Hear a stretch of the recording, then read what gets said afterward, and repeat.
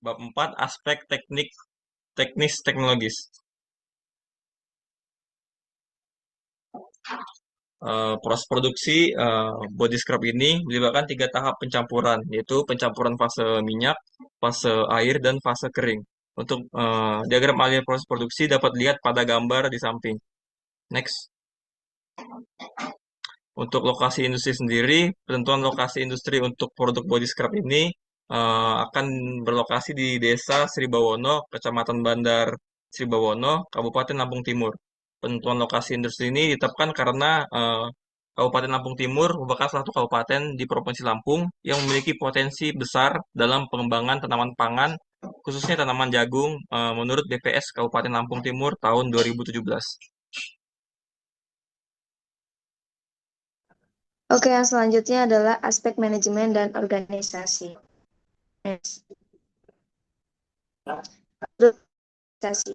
Istana Wasana Internusa menggunakan struktur organisasi fungsional yang membagi tugas berdasarkan fungsi spesifik. Kemudian, struktur organisasi dipimpin oleh direktur, diikuti oleh 5 manajer, yaitu manajer produksi, manajer pemasaran, manajer perencanaan, manajer keuangan, dan manajer lingkungan. Yang selanjutnya, struktur ini mempromosikan spesialisasi untuk memaksimalkan kinerja di setiap divisi. Next. Selanjutnya adalah tugas dan tanggung jawab.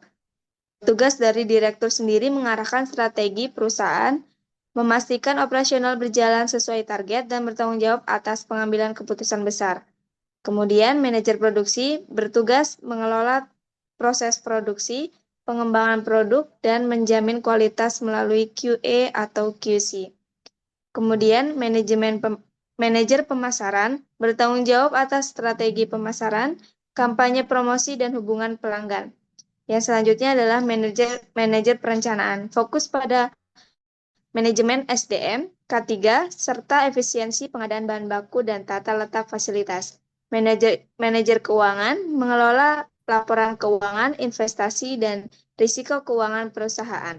Yang terakhir adalah manajer lingkungan, di mana bertugas memastikan operasional perusahaan sesuai regulasi lingkungan dan bertanggung jawab atas keberlanjutan.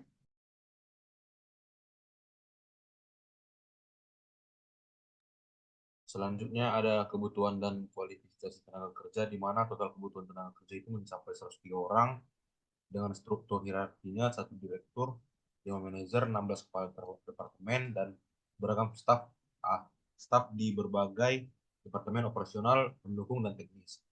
Yang pertama itu total anggaran gaji per bulan itu ada 103 juta, dan dengan kualifikasi tenaga kerja, direktur itu minimal S1 dengan usia 40 tahun dan pengalaman kerja 5-6 tahun. Lalu ada manajer minimal S1 usia 27-35 tahun dengan pengalaman kerja 3-5 tahun. Lalu ada kepala departemen minimal S1 usianya 25-35 tahun dengan pengalaman kerja 1-2 tahun. Lalu ada staf minimal itu D3 dengan usia 22-30 tahun dan pengalaman kerja 1 tahun, dan posisi pendukung sebagai satpam atau office boy minimal SMA dan pengalaman 1 tahun. Next.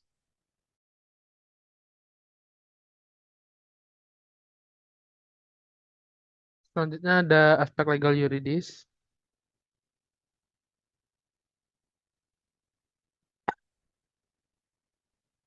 Badan usaha. PT Arisana Wasana Internusa sendiri berbentuk perseroan terbatas atau PT sesuai dengan Undang-Undang Nomor 40 Tahun 2007 tentang perseroan terbatas.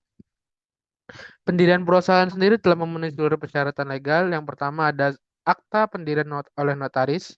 Yang kedua ada pengesahan dari Kementerian Hukum dan HAM. Yang ketiga memiliki dokumen penting seperti NPWP dan NIB. Selanjutnya memiliki perizinan dasar, surat izin pengusaha perdagangan atau SIUP, tanda daftar perusahaan TDP, izin lokasi dan izin mendirikan bangunan dari IMB. Perizinan khusus untuk produk kosmetik, izin produksi kosmetik dari BPOM, sertifikat cara pembuatan kosmetik yang baik CPKB, dan sertifikat halal dari BPJPH. Selanjutnya ada pajak, kepatuhan pajak. Pajak sendiri mengacu pada PMK nomor 197 tahun 2013 dan Undang-Undang nomor 36 tahun 2008 tentang pajak penghasilan. memenuhi syarat sebagai pengusaha pajak PKP. Selanjutnya ada objek pajak. Badan usaha sendiri memiliki kewajiban atas pajak bumi dan bangunan sesuai dengan Undang-Undang Nomor 12 Tahun 1985. Selanjutnya ada aspek lingkungan.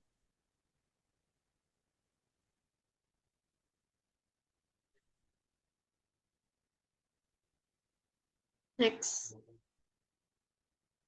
Yang pertama ada konsep dan rencana pengelolaan lingkungan. Sumber pencemaran lingkungan pada sektor scrap bonggol jagung berupa bahan baku bonggol jagung yang digunakan dalam pembuatan sampah organik yang dapat mencemari tanah dan air jika tidak ditangani dengan benar. Limbah cair yang mengandung bahan kimia berbahaya dari proses produksi seperti deterjen atau pengawet dapat dihasilkan selama proses pembuatan lulur.